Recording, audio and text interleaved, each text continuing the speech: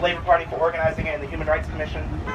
I guess I want to start by saying, in recent years, the banner of Black Lives Matter of BLM has waned significantly. We haven't seen a major polarization of this sort, of this mass mobilization in the street in quite a while. I'd say in at least 3 years, at least on this scale. But the economic damage and the precarity of the working class that is heightened because of coronavirus, because of the pandemic, because of unemployment approaching 30% in this country, because of stagnating wages, increasing housing costs, and just the rising homelessness. The massive precarity has made this current struggle even more radical and even stronger than we've seen in Ferguson, which personally I didn't think was possible.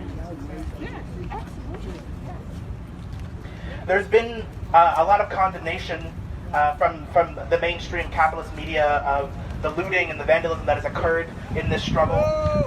Yes, boo! In this heroic struggle. They've gone so far as to describe the destroyed property and the quote-unquote violence as if the property were people. Attempting to conflate the destruction of property with the consistent violence that police commit against people of color and workers all the time. Oh, yeah, okay. Yo, Jai! We in the Independent Socialist Group, we have no worship for the sanctity of private property, all of which can be replaced. Right? But the lives of George Floyd, Breonna Taylor, Ahmaud Arbery, Trayvon Martin, Michael Brown, and so many others, they have been taken from us and they cannot be gotten back. Right. From the and even that, from the on-the-ground reports of workers on the ground, the majority of the looting has actually been for basic necessities, right? For groceries, for diapers, for toilet paper. Or in other words, the austerity and the stagnant wages, the cuts to social programs, basic living standards have created a system in which people cannot afford these basic resources. The capitalist system has put forward profit before people, and people are angry, and they should be. They should be mad. The experience of Minneapolis and this immense anger and readiness to fight, she needs to be furthered. But we can't just react. It's an immense and powerful and such an important movement that is going on. But we have to be proactive too.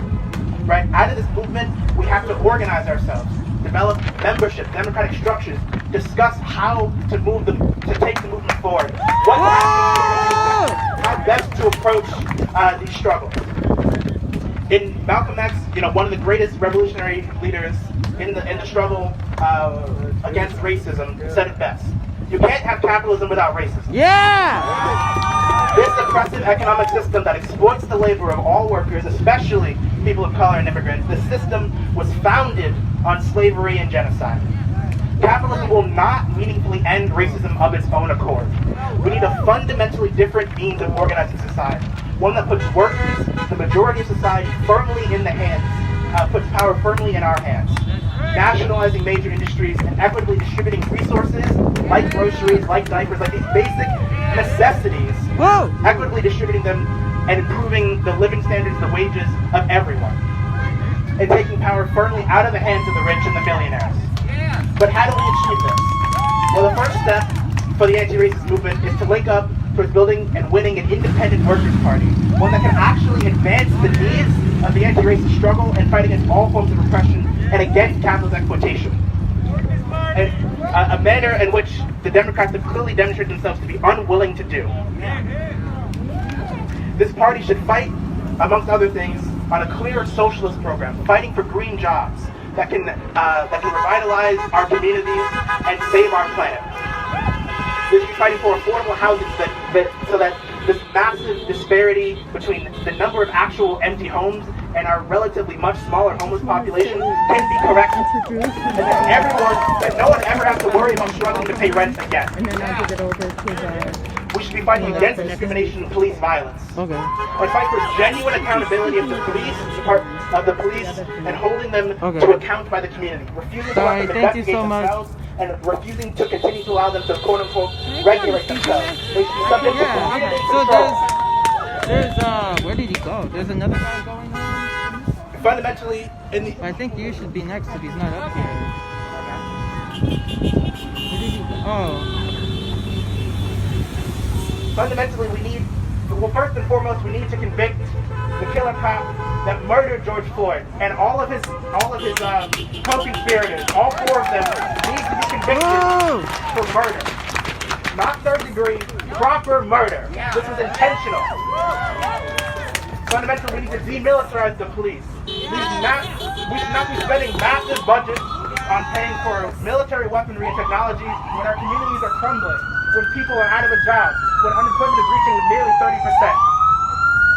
We need to coordinate our movement, linking up with the unions and the organized working movement, and putting on the platform anti-racist struggles, fighting against sexism and homophobia and all other forms of bigotry, clearly on the platform of the broader working class as a whole.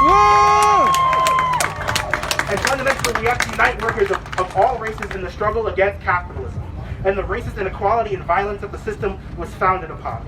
For international solidarity against discrimination, against imperialism, and for socialist solidarity.